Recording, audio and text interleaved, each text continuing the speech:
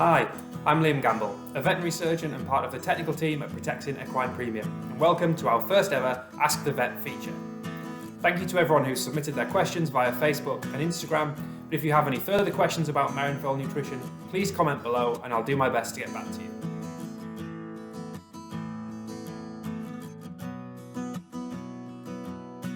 Firstly, a bit about myself.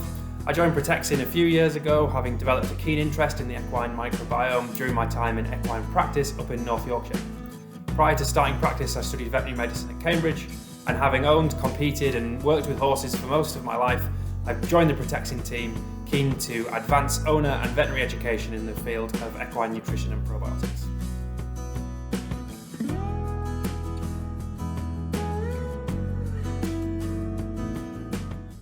This is a slightly tricky question, as it very much depends on the individual mare, her body condition, her breed, usual diet and management.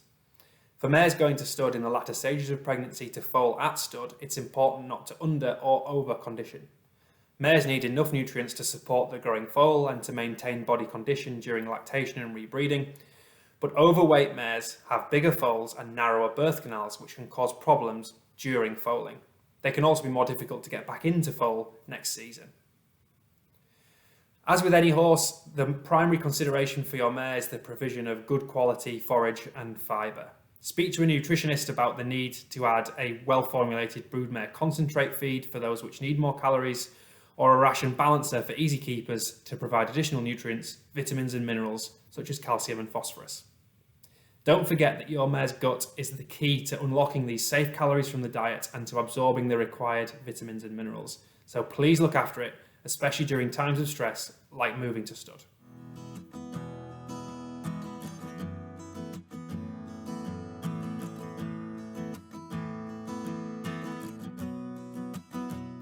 Mild diarrhea lasting 2 to 4 days is very common in young foals, and perhaps as many as 80% of newborns will have some gut disruption around the time of the mare's first season. And for the vast majority, it's absolutely nothing to worry about. It's not fully understood what causes this common phenomenon, but changes in the microbiota as it's becoming established in the foal have been implicated. Most foals won't require antibiotics, in fact they're probably to be avoided. We know that kaolin, a clay binding agent, can shorten the duration of foal heat diarrhea by on average over 24 hours. And it doesn't have any of the negative side effects associated with antibiotic administration. Foals can get sick very quickly though, so don't be blasé if you're at all worried if the diarrhea lasts longer than 3 or 4 days, if the foal has a temperature, goes off its food, or becomes quiet. Please contact your vet straight away.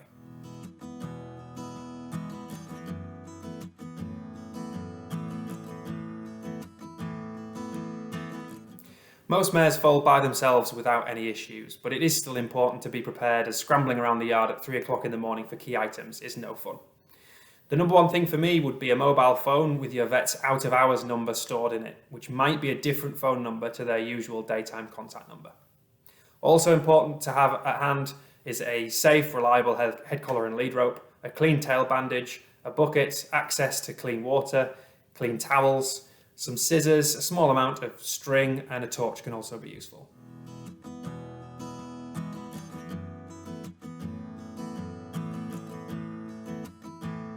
Colts have different pelvic anatomy to fillies, specifically their pelvic inlet is a little bit smaller.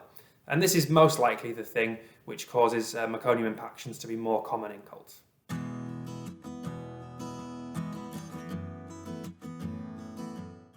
So there is some individual variation here, but generally speaking, keeping the foal worm-free begins by worming the mare before she foals with an ivermectin or moxidectin-based product.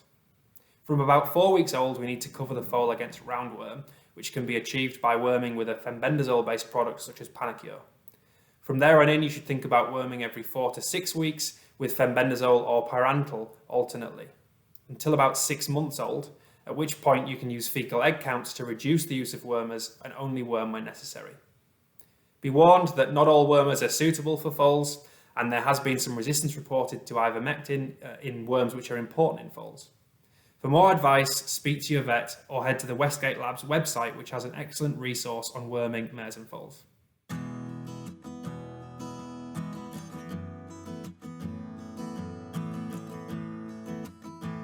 Always carefully consider the practicalities of breeding from an older mare. Are her joints up to it? Is she in good body condition? How are her teeth? Is she cycling properly? Has she had a foal before? And if so, was she difficult to get into foal? Every year which passes after around 15 years old will likely reduce her fertility, so it may not be desirable to give her a year off, and it may make her more difficult to get back into foal. However, if she needs some time to rest her joints, improve body condition, etc., then she's going to really thank you for the break.